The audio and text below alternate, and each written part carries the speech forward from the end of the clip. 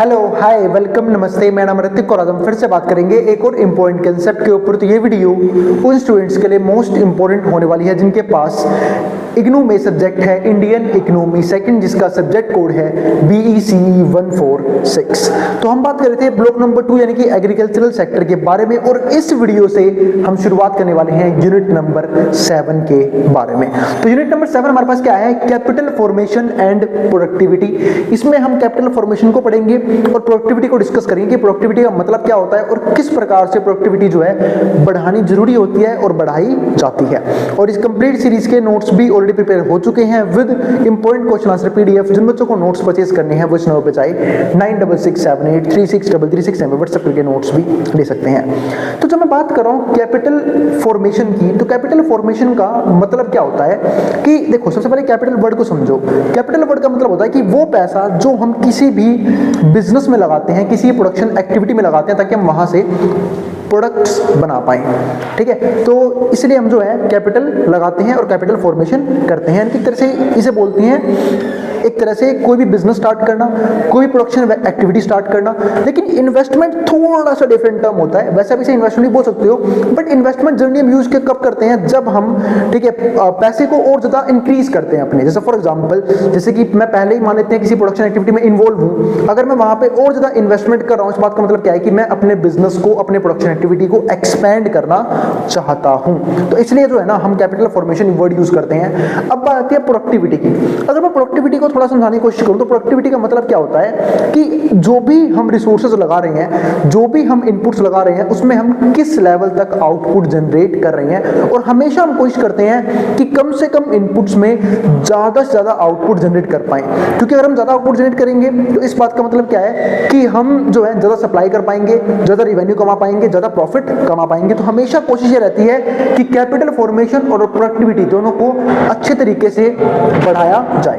तो सबसे पहले इस कंप्लीट यूनिट नंबर 7 के लर्निंग ऑब्जेक्टिव को समझते हैं, क्योंकि हम इस यूनिट नंबर 7 में सिर्फ कैपिटल फॉर्मेशन के बारे में बात करेंगे और प्रोडक्टिविटी के बारे में बात करेंगे। लेकिन ध्यान रखना, सिर्फ और सिर्फ एग्रीकल्चरल सेक्टर के अंदर, क्योंकि हम जो है वो ब्लॉक 2 पढ़ रहे हैं जहां पे हमें सिर्फ एग्रीकल्चरल सेक्टर के बारे में बात करनी है। बाकी अदर बिजनेसेस में भी, अदर इंडस्ट्री में भी कैपिटल फॉर्मेशन होती है, प्रोडक्टिविटी को हम इंक्रीज कर सकते हैं, लेकिन उसके बारे में बात इस चैप्टर के अंदर हम नहीं करने वाले हैं। तो सबसे पहले समझते हैं कौन कौन से लर्निंग ऑब्जेक्टिव्स हैं जो हमें इस कंप्लीट चैप्टर के अंदर पढ़ने होंगे। तो पहला पॉइंट क्या आया? Define the term productivity in agriculture. Agriculture में प्रोडक्टिविटी का मतलब क्या होता है हमें समझना है। तो हम सब जानते हैं जो एग्रीकल्चर है उसका सबसे और मोस्ट इंपॉर्टेंट रिसोर्स कौन सा है? लैंड। लेकिन जब हम लैंड की बात करते हैं तो लैंड की जो सप्लाई है क्या वो अनलिमिटेड है क्या? आप बोलोगे बिल्कुल नहीं भैया, लैंड तो लिमिटेड है, पृथ्वी का एरिया लिमिटेड है। और यही नहीं, जो लैंड है उसके और भी डिफरेंट यूजेस होते हैं। फॉर एग्जांपल, अगर हमें इंडस्ट्रीज डेवलप करनी है तो हमें लैंड चाहिए, इंफ्रास्ट्रक्चर डेवलप करना है तो भी लैंड चाहिए, रेजिडेंशियल एरिया बनाना है, पार्क बनाने हैं, पब्लिक फैसिलिटीज देनी है, इन सब कामों में लैंड की जरूरत पड़ती है। यानी कि लैंड जो है उसके और भी यूजेस हैं। तो एग्रीकल्चर सेक्टर में सबसे इंपॉर्टेंट तो हमने मान लिया कि भाई लैंड है। और दिक्कत क्या है कि जो फूड का प्रोडक्शन है ना वो लगातार इंक्रीज करना पड़ेगा। और ऐसा क्यों है? क्योंकि लगातार जो जनसंख्या है या फिर जो पॉपुलेशन है वो लगातार क्या कर रही है? राइज कर रही है, बढ़ती जा रही है। और जब पॉपुलेशन बढ़ रही है तो भाई खाना तो कंज्यूम करेंगे ही, जिंदा रहने के लिए सबको खाना चाहिए। तो फूड का प्रोडक्शन भी बढ़ाना पड़ेगा ताकि इतनी बड़ी जनसंख्या क्या जो बढ़ती जा रही है उनका जो है ना पालन पोषण हम कर पाए। तो इसलिए हम क्या बोलते हैं कि हमारे पास लैंड जो है, जो भी है, उसमें हमें प्रोडक्टिविटी बढ़ानी पड़ेगी। यानी कि सेम इनपुट पे, सेम लैंड पे, जहां पे पहले हम कम प्रोडक्शन करके भी काम चला लेते, अब हमें ज्यादा प्रोडक्शन करना पड़ेगा। यानी कि ऐसी इनोवेशंस करनी पड़ेंगी, ऐसी टेक्नोलॉजी यूज करनी पड़ेगी, वो मेथड यूज करने पड़ेंगे जिससे हम अपनी प्रोडक्टिविटी को बढ़ा पाए। प्रोडक्टिविटी का मतलब सिंपल सा ये होता है कि जब हम अपने कम से कम इनपुट में ज्यादा से ज्यादा आउटपुट निकालने की कोशिश करते हैं। जैसे फॉर एग्जांपल, जब हम भी कहीं पे काम करते हैं, किसी भी चीज के अंदर, किसी भी फील्ड के अंदर, हम कोशिश करते हैं ना कि कम से कम टाइम में स्मार्ट वर्क करें और ज़्यादा से ज़्यादा आउटपुट जनरेट करने की हम यहाँ पे कोशिश करें। वही सेम चीज़ एग्रीकल्चर में भी हम यहाँ पे करने की कोशिश करते हैं। तो इसी को बोलते हैं productivity in agriculture with a distinction on the concept of partial fact और प्रोडक्टिविटी और टोटल फैक्टर प्रोडक्टिविटी, जहां पे हम पार्शियल फैक्टर प्रोडक्टिविटी के बारे में बात करेंगे और टोटल फैक्टर प्रोडक्टिविटी के बारे में भी बात करेंगे। ये तो क्या हमारा पहला लर्निंग ऑब्जेक्टिव। अब दूसरे की बात करते हैं। दूसरा पॉइंट क्या आता है, differentiate between concept of capital output ratio and incremental capital output ratio. हमें यहाँ पे डिफरेंस समझना पड़ेगा कि कैपिटल आउटपुट रेशियो क्या होता है और इंक्रीमेंटल कैपिटल आउटपुट रेशियो क्या होता है, दोनों के बारे में यहाँ पे समझेंगे। वैसे तो नाम से लग रहा है कैपिटल आउटपुट रेशियो, यानी कि जो भी हम इनपुट्स लगा रहे हैं, जो भी हम कैपिटल लगा रहे हैं, तो उसके अकॉर्डिंग आउटपुट हम कितना जनरेट कर रहे हैं उसको हम क्या बोलते हैं, कैपिटल आउटपुट रेशियो बोलते हैं। तो वही चीज हमें यहाँ पे करना पड़ेगा, निकालना पड़ेगा। और हम ये भी देखेंगे कि इंक्रीमेंटल यानी कि जब कैपिटल आउटपुट रेशियो इंक्रीज होगा तो उसमें और सिंपल कैपिटल आउटपुट रेशियो में क्या डिफरेंस होता है। इसके बाद तीसरा पॉइंट क्या आता है, distinguish between public investment and private investment. बहुत इंपॉर्टेंट टर्म है, पब्लिक इन्वेस्टमेंट और प्राइवेट इन्वेस्टमेंट दोनों में क्या डिफरेंस होता है। देखो जब हम पब्लिक इन्वेस्टमेंट की बात करते हैं तो पब्लिक इन्वेस्टमेंट का मतलब क्या है कि गवर्नमेंट इन्वेस्टमेंट कर रही है, यानी कि गवर्नमेंट जो है, क्योंकि गवर्नमेंट के भी अपने एक्सपेंडिचर्स होते हैं, तभी तो गवर्नमेंट हमसे टैक्स लेती है, ताकि वो जो टैक्स का पैसा आया है, चाहे वो डायरेक्ट टैक्स है, इनडायरेक्ट टैक्स है, फिर गवर्नमेंट के अदर रेवेन्यू सोर्सेज है, वहां से जो पैसा आया है उसे लोगों के वेलफेयर के लिए, लोगों के कल्याण के लिए खर्च किया जाए। इसलिए गवर्नमेंट जो है पब्लिक इन्वेस्टमेंट करती है। पब्लिक इन्वेस्टमेंट किस चीज में कर सकती है, अच्छी सड़कें, अच्छा हॉस्पिटल, अच्छा स्कूल, अच्छी यूनिवर्सिटीज, ठीक है, एंड अदर पब्लिक फैसिलिटीज के एग्जांपल हैं जो गवर्नमेंट जो है करवाती है, ठीक है, इजी ट्रांसपोर्टेशन। तो बहुत सी चीजें जो है ना वो गवर्नमेंट करती है पब्लिक फैसिलिटीज के लिए, तो इसको हम क्या बोलते हैं, पब्लिक इन्वेस्टमेंट। ध्यान रखना, पब्लिक इन्वेस्टमेंट का मोटिव कभी भी प्रॉफिट नहीं होता, यहाँ पे सोशल वेलफेयर क्या होता है, मेन मोटिव होता है, ठीक है, और ऐसा काम सिर्फ गवर्नमेंट ही कर सकती है। लेकिन जहां पे हम बात करते हैं प्राइवेट इन्वेस्टमेंट की, यानी कि इंफ्रास्ट्रक्चर डेवलप तो हो रहा है, पब्लिक फैसिलिटीज भी डेवलप हो रही है, लेकिन कौन डेवलप कर रहा है, प्राइवेट सेक्टर। जैसे प्राइवेट स्कूल सुने होंगे आपने, प्राइवेट हॉस्पिटल सुने होंगे, ठीक है, प्राइवेट ट्रांसपोर्टेशन सिस्टम सुना होगा। तो प्राइवेट सेक्टर हमेशा प्रॉफिट मोटिव पर ध्यान देता है, पर ध्यान रखना कि प्राइवेट सेक्टर जब भी प्रॉफिट मोटिव पे फोकस करता है तो प्राइवेट सेक्टर एफिशिएंसी भी प्रोवाइड करता है। पब्लिक सेक्टर में हमें एफिशिएंसी इतनी नजर नहीं आती, ठीक है, प्रॉपर तरीके से काम नहीं होते हैं, बहुत सी दिक्कतें हमें पब्लिक फैसिलिटीज में देखने को मिलती हैं। क्यों? क्योंकि वो एक तरह से फ्री फैसिलिटीज हैं, तो गवर्नमेंट भी, आप यूं मान लो कि फ्री की चीज है तो आपको सर्विस भी फ्री की चीज की तरह ही मिलेगी, तो वही सेम चीज है। तो ये दोनों अलग अलग कंसेप्ट हैं, बाकी इनके बारे में हम और डीप में समझेंगे कि पब्लिक इन्वेस्टमेंट और प्राइवेट इन्वेस्टमेंट क्या होते हैं। तो मेनली ध्यान रखना, पब्लिक इन्वेस्टमेंट वो इन्वेस्टमेंट जो गवर्नमेंट करती है, प्राइवेट इन्वेस्टमेंट वो इन्वेस्टमेंट जो प्राइवेट सेक्टर करता है। फोर्थ पॉइंट क्या आएगा, state how both public and private investment in agriculture helps in technical progress. हमें समझना पड़ेगा कि जो दोनों चीजें हो रही हैं, चाहे वो पब्लिक इन्वेस्टमेंट हो चाहे वो प्राइवेट इन्वेस्टमेंट हो, इन एग्रीकल्चर के अंदर हेल्प्स इन टेक्निकल प्रोग्रेस, वो टेक्निकल प्रोग्रेस में कैसे हेल्प करते हैं, हमें ये समझना पड़ेगा। और ये भी काफी इंपॉर्टेंट पॉइंट है कि टेक्निकल प्रोग्रेस के अंदर, ठीक है, हम जो हैं वो कैसे इन दोनों इन्वेस्टमेंट की बात करते हैं, चाहे वो पब्लिक इन्वेस्टमेंट हो, क्योंकि देखो प्राइवेट इन्वेस्टमेंट भी होती है एग्रीकल्चर के अंदर और पब्लिक भी होती है। पब्लिक यानी कि गवर्नमेंट सपोर्ट कर रही है, गवर्नमेंट इन्वेस्ट कर रही है एग्रीकल्चर के अंदर, क्योंकि एक अच्छा खासा और इंपॉर्टेंट सेक्टर है, खासकर अगर मैं इंडिया की बात करूं तो, क्योंकि हमारी इकोनॉमी की तो बैकबोन है एग्रीकल्चर। ऑलमोस्ट हमारे 50% लोग जो हैं वो इस सेक्टर पे डिपेंडेंट है, ठीक है। तो इस सेक्टर में भी इंपॉर्टेंट हो गया। अब प्राइवेट सेक्टर जो है, जैसे कि for example commercial level production करना, फार्म प्रोडक्शन करना, वो सब प्राइवेट इन्वेस्टमेंट के अंदर आता है। तो प्राइवेट सेक्टर भी यहाँ पे इन्वेस्टमेंट करता है ताकि वो यहाँ से अच्छा अनाज प्रोड्यूस कर पाए, अच्छे गुड्स जनरेट कर पाए, ठीक है, और एक हाई वैल्यू दे पाए नॉर्मल लोगों को। तो ये चीज, इसलिए प्राइवेट इन्वेस्टमेंट भी क्या है, काफी इंपॉर्टेंट है। और दोनों मिलकर जो है ना वो टेक्निकल प्रोग्रेस यहाँ पे प्रोवाइड करते हैं। देखो जब मैं टेक्निकल प्रोग्रेस की बात कर रहा हूं तो टेक्निकल प्रोग्रेस का मतलब यहाँ पे क्या है कि किस तरीके से हम लोग जो हैं वो एडवांसमेंट की तरफ जा रहे हैं एग्रीकल्चरल सेक्टर के अंदर, यानी कि धीरे धीरे एडवांस टेक्नोलॉजी यूज कर रहे हैं, अच्छे इक्विपमेंट्स यूज कर रहे हैं, अच्छी सीड्स यूज कर रहे हैं, ठीक है, और हाई वैरायटी जो है ना प्रोवाइड करने की कोशिश कर रहे हैं, किसको, कंज्यूमर्स को। तो वो चीज़ है यहाँ पे। इसके बाद फिफ्थ पॉइंट क्या आता है, discuss the factors responsible for low productivity in agriculture. फिर हमें वो फैक्टर समझने पड़ेंगे कि कौन से वो फैक्टर्स हैं जिनकी वजह से हमें लो प्रोडक्टिविटी यानी कि कम प्रोडक्टिविटी नजर आती है एग्रीकल्चर के अंदर, यानी कि प्रॉपर तरीके से प्रोडक्शन नहीं हो पा रही एग्रीकल्चर के अंदर और प्रोडक्टिविटी डिक्रीज हो रही है एग्रीकल्चर की। और प्रोडक्टिविटी डिक्रीज होना कभी भी किसी भी इकोनॉमी के लिए और किसी भी सेक्टर के लिए अच्छी बात नहीं होती, और खासकर जब सेक्टर ऐसा हो जहाँ पे सब लोग डिपेंडेंट है, क्योंकि एग्रीकल्चर सेक्टर पे भले ही 50% लोग इंप्लॉयमेंट लेवल पर डिपेंडेंट है ना, बट कंज्यूमर तो सारे ही है, और कंज्यूमर बनने के लिए क्या चाहिए, फूड चाहिए, और फूड के लिए किस पे डिपेंडेंट है, एग्रीकल्चर सेक्टर पे डिपेंडेंट है। तो ये चीज़ भी जरूर ध्यान रखना। तो हमें फैक्टर समझने पड़ेंगे। 6th पॉइंट क्या आएगा, describe the issues related to agricultural reforms in India. फिर हमें देखना ही पड़ेगा कि जो एग्रीकल्चरल रिफॉर्म्स आ रहे हैं इंडिया के अंदर उसमें कौन कौन से इश्यूज हैं, ठीक है, क्योंकि रिफॉर्म्स तो गवर्नमेंट लेके आ रही है, एग्रीकल्चर सेक्टर को हमेशा इंप्रूव करने की कोशिश की जा रही है, लेकिन फिर भी कहीं ना कहीं हमें कुछ ना कुछ चीज़ें ऐसी रहती हैं जहाँ पे हम फील करते हैं कि कुछ ना कुछ दिक्कतें हो रही हैं, तो उस लैक को हमें यहाँ पे क्या करना पड़ेगा, समझना पड़ेगा।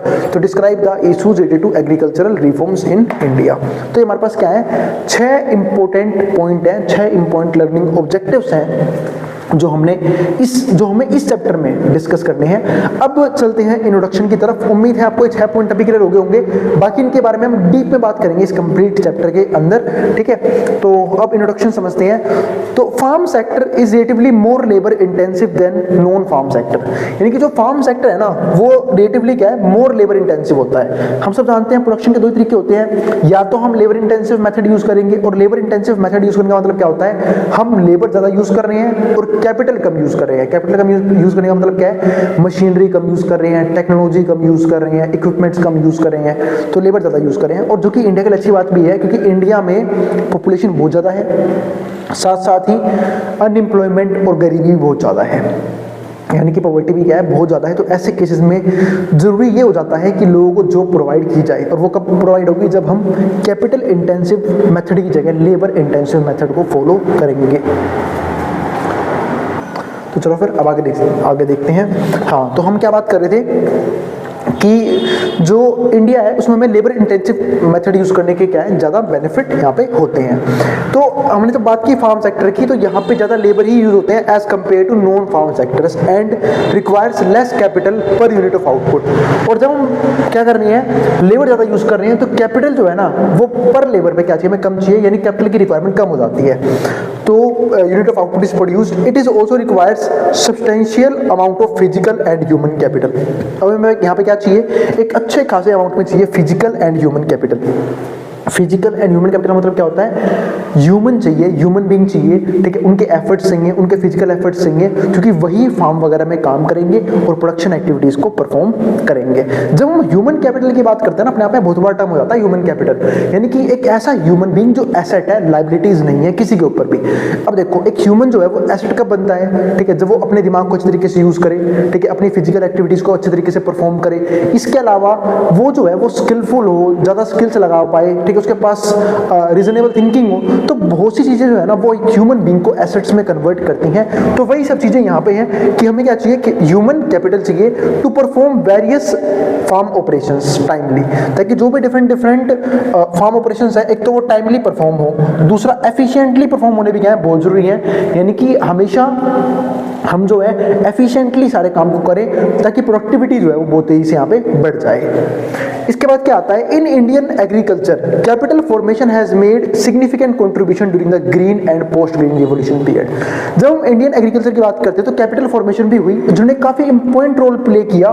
कब, जब हमने ग्रीन रिवॉल्यूशन किया और ग्रीन रिवॉल्यूशन के बाद वाले पीरियड्स में, क्योंकि हम सब जानते हैं जब हमने ग्रीन रिवॉल्यूशन की बात की तो वो एक ऐसा टाइम पीरियड था इंडिया का जब इंडिया जो है वो फूड प्रोडक्शन भी नहीं प्रॉपर तरीके से नहीं कर पा रहा था, यानी कि हम फूड के लिए भी फॉरेन इकोनॉमी पे डिपेंडेंट थे, खासकर अमेरिका पे। बात मैंने की भी थी प्रीवियस वीडियोस में, ठीक है, जहां पे आपने समझा होगा कि कैसे हम जो है गेहूं वगैरह जो हम क्या करते थे, इंपोर्ट करते थे, कहां से, अमेरिका से, वो भी चीप क्वालिटी के प्रोडक्ट, चीप क्वालिटी की व्हीट, ठीक है, और उसके ऊपर भी हमें धमकियां दी जाती थी अलग अलग तरह की। तो यानी कि इस टाइम पे जो है ना इंडिया ने सोचा कि हम जो है अपने प्रोडक्शन को बढ़ाएंगे, क्योंकि हमारे पास एग्रीकल्चरल लैंड है, फर्टाइल लैंड है, और हम खुद अपना प्रोडक्शन कर सकते हैं। तो उस टाइम पे ग्रीन रिवॉल्यूशन लॉन्च किया गया था, और ग्रीन रिवॉल्यूशन के बेनिफिट क्या थे कि उस टाइम पे इंफ्रास्ट्रक्चर यूज किया गया, advance equipment, advance technology, irrigation के नए मेथड्स अप्लाई किए गए, ताकि जो फार्म प्रोडक्शन है उसे बढ़ाया जा सके, ताकि हम जो है किसी और कंट्रीज पे डिपेंडेंट ना रहे फूड को लेके। और आज हम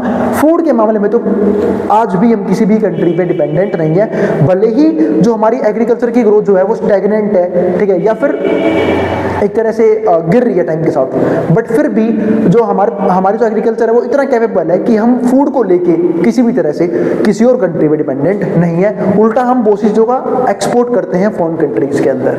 तो public investment in agriculture infrastructure, अब पब्लिक इन्वेस्टमेंट क्या हुए एग्रीकल्चर इंफ्रास्ट्रक्चर के बारे में, इसको समझते हैं। जैसे कि फॉर एग्जांपल R&D हुआ, रिसर्च एंड डेवलपमेंट, यानी कि एग्रीकल्चर सेक्टर के अंदर भी रिसर्च की गई, डेवलपमेंट की गई कि कैसे हम अपनी प्रोडक्टिविटी को और बढ़ा सकते हैं, कौन से इक्विपमेंट यूज करें, कौन से टेक्नोलॉजी यूज करें, ठीक है, और कौन से बेहतर रिसोर्सेज यूज करें जो हमें ज्यादा आउटपुट जनरेट करके देंगे। तो ये सब कैसे पॉसिबल हुआ, रिसर्च एंड डेवलपमेंट के बाद।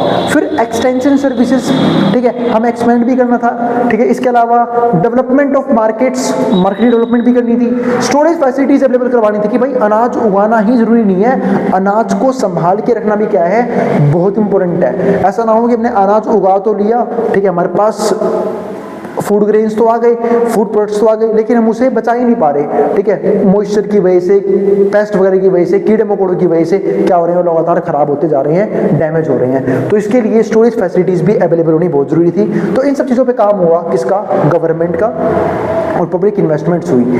हैव इंक्रीज एग्रीकल्चरल ग्रोथ, अब इसकी वजह से होगा क्या, जब ये सारी फैसिलिटीज प्रोवाइड की जाएंगी तो एग्रीकल्चरल ग्रोथ होगी, ठीक है। इंड्यूस्ड प्राइवेट इन्वेस्टमेंट इन लैंड डेवलपमेंट, फिर कुछ प्राइवेट इन्वेस्टमेंट भी हुई जिसकी वजह से लैंड डेवलपमेंट हुई। Ground water irrigation, ground water की वजह से हमने इरिगेशन चालू किया। वो अलग बात है कि इसका एक डिसएडवांटेज भी है कि जो वाटर टेबल है वो लगातार नीचे जाता जा रहा है, यानी कि जमीन में जो पानी का लेवल है वो हमेशा और ज्यादा नीचे जाता रहा है। क्यों, क्योंकि हम जो है वो वाटर टेबल को भी यूज कर रहे हैं खेतों के अंदर सिंचाई के लिए, इरिगेशन के लिए, है ना, ट्यूबवेल वगैरह यूज कर रहे हैं। तो उन सबके कुछ ना कुछ डिसएडवांटेज भी हैं। फार्म मैकेनाइजेशन, फार्म मैकेनाइजेशन का मतलब क्या है कि हम जो है वो मॉडर्न टेक्नोलॉजीज अब यूज करना शुरू कर रहे हैं, प्रॉपर इक्विपमेंट्स यूज कर रहे हैं फार्मिंग के अंदर, ताकि जो लेबर है वो तो लगा ही रहे, ठीक है। और कहीं ना कहीं हम जो है ना यहाँ पे धीरे धीरे जो है ना, क्योंकि प्राइवेट सेक्टर की बात कर रहा हूँ, ये जो है प्राइवेट इंड्यूस्ड इन्वेस्टमेंट है, तो वो लोग जो है कोशिश करें कि लेबर की जरूरत कम पड़े और कैपिटल यूज करके हम एग्रीकल्चर कर पाए। तो बात ही भैया, अभी तो आपने बोला कि लेबर इंटेंसिव टेक्निक ज़्यादा बेहतर है, पर धीरे धीरे उस टाइम पे मैन्युफैक्चरिंग सेक्टर भी डेवलप होना शुरू हो गया था, तो लोग जो हैं वो इंडस्ट्रीज की तरफ जा सकते हैं। यानी कि जो लोग खामखा एग्रीकल्चर में इन्वॉल्व है, जिनकी जरूरत भी नहीं है, वो किसी और सेक्टर पे फोकस कर सकते हैं, वहां पे जाके पैसा कमा सकते हैं। तो वो चीज़ भी जरूरी है। तो वही चीज़ यहाँ पे हुई कि प्राइवेट इन्वेस्टमेंट की तरफ जब लोग जाने लग गए तो ground water irrigation, farm mechanisation, इन सब का बेनिफिट मिला। HYP सीड्स, यानी कि हाई यील्डिंग वैरायटी सीड्स, अच्छी क्वालिटी के सीड्स यूज किए गए, क्योंकि जब तक सीड अच्छे नहीं होंगे तो फसल अच्छी कैसे होगी। तो सीड को अच्छा किया गया ताकि फसल जो है ना वो अच्छी वैरायटी के उगाई जा सके, अच्छी क्वालिटी हो उनके अंदर। इसके अलावा केमिकल फर्टिलाइजर्स भी यूज किए गए, ठीक है, ताकि प्रोडक्शन को बढ़ाया जाए। बट इसका एक डिसएडवांटेज ये है कि इसकी वजह से जो जमीन की फर्टिलिटी है, सोइल की फर्टिलिटी, वो कम होती रहेगी, कम होती आ रही है। ये एक बहुत बड़ा डिसएडवांटेज है ज़्यादा फर्टिलाइजर यूज करने का।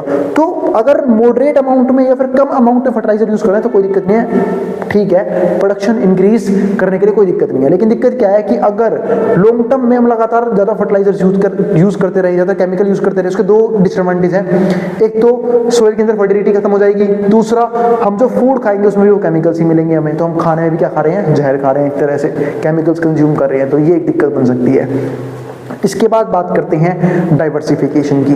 जब हम बात करें डाइवर्सिफिकेशन ऑफ एग्रीकल्चर की, यानी कि हम एग्रीकल्चर में सिर्फ कुछ अनाज नहीं उगाएंगे, जो भी हम प्रोड्यूस कर सकते हैं बेहतर से बेहतर करने के लिए एग्रीकल्चर सेक्टर को, वो हमें प्रोड्यूस करने चाहिए। जब हम अपने पोर्टफोलियो को डाइवर्सिफाई करने की बात करते हैं तो हम क्या बोलते हैं कि हमें जो है वो डिफरेंट एसेट क्लास को बाई करना चाहिए, ताकि अगर किसी में लॉस हुआ भी, किसी में दिक्कतें आई भी, तो ओवरऑल मैं प्रॉफिट में रहूंगा, क्योंकि मेरे पास ज़्यादा एसेट्स हैं, ज़्यादा एसेट क्लास हैं, तो कोई दिक्कत नहीं होगी। तो इसलिए यहाँ पे क्या बोलते हैं कि डाइवर्सिफिकेशन ऑफ एग्रीकल्चर में क्या होता है कि डाइवर्सिफिकेशन करना चाहिए एग्रीकल्चर का। जैसे फ्रूट्स और वेजिटेबल्स हम जो उगा रहे हैं, ठीक है, लाइफ स्टॉक, ठीक है, यानी कि जो पशुपालन कर रहे हैं, लाइफ स्टॉक में क्या आता है, जैसे मान लिया कि भेड़ पाल लिए, गाय पाल ली, भैंस पाल लिए, ताकि जो फार्म वेस्ट है ना उसको भी हम यूज कर पाएं अच्छे तरीके से। तो लाइफ स्टॉक हो गया। Other value crops, HVCs, sorry other HVCs है ना, ये यहाँ पे HVC नहीं आएगा, ये आएगा हाई वैल्यू क्रॉप्स एक तरह से। अब हाई वैल्यू क्रॉप्स का मतलब क्या है कि ऐसे क्रॉप्स उगा रहे हैं जिनकी वैल्यू मार्केट में बहुत ज़्यादा है, जहाँ से बहुत ज़्यादा पैसा जनरेट किया जा सकता है। तो HVCs यूज कर रहे हैं, and increasing marketable surplus of various crops. यही नहीं, हम जो है जो भी मार्केटेबल सरप्लस क्रॉप्स हैं, यानी कि जिससे एग्रीकल्चर ज़्यादा बेहतर हो जा रहा है, ठीक है, वैसे क्रॉप्स हमें और ज़्यादा उगाने चाहिए। तो इसकी बात कर ली हमने यहाँ पे। Have encourage the private agri business. अब इसके जो होगा क्या कि जब लोगों को दिखेगा, खासकर प्राइवेट बिजनेसेस को, कि यहाँ पे तो अच्छा खासा पैसा मिल रहा है, ठीक है, प्रॉफिट मार्जिन भी अच्छा है, तो प्राइवेट बिजनेस में भी यहाँ पे आएंगे, यानी कि एग्री बिजनेस कंपनीज भी आएंगी to invest in agriculture R&D, और फिर वो एग्रीकल्चर की रिसर्च एंड डेवलपमेंट में हेल्प भी करेंगी, एक्सटेंशन में हेल्प करेंगी, मार्केट्स एंड लॉजिस्टिक्स डिपार्टमेंट आएंगे। कॉन्ट्रैक्ट फार्मिंग की बात मैंने की थी प्रीवियस चैप्टर के अंदर, जहां मैंने बताया था कि जो फार्मर्स है वो कॉन्ट्रैक्ट भी बना लेते हैं बिजनेसमैन के साथ पहले ही, कि फसल अभी होगी नहीं है उसके बारे में पहले ही कॉन्ट्रैक्ट होगा कि किस प्राइस में वो खरीदा और बेचा जाएगा, ठीक है, तो कॉन्ट्रैक्ट फार्मिंग कर सकते हैं। अदर फार्म सर्विसेज भी यहाँ पे हम देख सकते हैं। These investments have supplemented the public investment. अब ये समझो इन्वेस्टमेंट है ना, इन्होंने सप्लीमेंट प्रोवाइड किया जैसे पब्लिक इन्वेस्टमेंट के अंदर। Against this background various issues related to capital formation and agricultural productivity. अब एक चीज और ध्यान रखना, अगेंस्ट द बैकग्राउंड, अगर हम बैकग्राउंड को भूल भी जाएं तो बहुत से इश्यूज भी हमें यहाँ पे देखने को मिलते हैं रिलेटेड टू कैपिटल फॉर्मेशन और एग्रीकल्चरल प्रोडक्टिविटी, ठीक है, तो ये भी चीज आप लोग जरूर ध्यान रखोगे, ठीक है। एक मिनट, तो ये थे कुछ इश्यूज जो दिखते हैं हमें कैपिटल फॉर्मेशन के, ठीक है, और एग्रीकल्चर प्रोडक्टिविटी के, जिसके बारे में बात करेंगे आने वाले वीडियोस में। यहाँ पे हमारा टॉपिक खत्म होता है आज का, ठीक है, इंट्रोडक्शन खत्म हो गया इस चैप्टर का, यूनिट नंबर 7 का। अब हम मिलेंगे अगली वीडियो में, बाकी लर्निंग ऑब्जेक्टिव्स के बारे में बात करेंगे, बाकी टॉपिक्स के बारे में बात करेंगे, ठीक है। तो भाई अगर वीडियो पसंद आई तो वीडियो को लाइक भी कर देना और चैनल को सब्सक्राइब भी कर देना ऐसी वीडियोज़ के लिए, अपने उन दोस्तों में शेयर भी कर देना जिनका एग्जाम होने वाला हो सेम सब्जेक्ट का। अब मिलेंगे अगली वीडियो में, इसको जो उतार सकता है मैं बोर्ड के सामने से। नोट्स के लिए आप यहाँ पे व्हाट्सएप करके नोट्स भी ले सकते हैं, और जो ही बच्चे इस वीडियो को कॉलेज अड्डा पे देख रहे हैं वो इग्नू अड्डा को भी सब्सक्राइब जरूर कर लेना, उसका लिंक मैं डाल दूंगा वीडियो के डिस्क्रिप्शन में। अब इसको जो उतारना है वो उतार सकता है।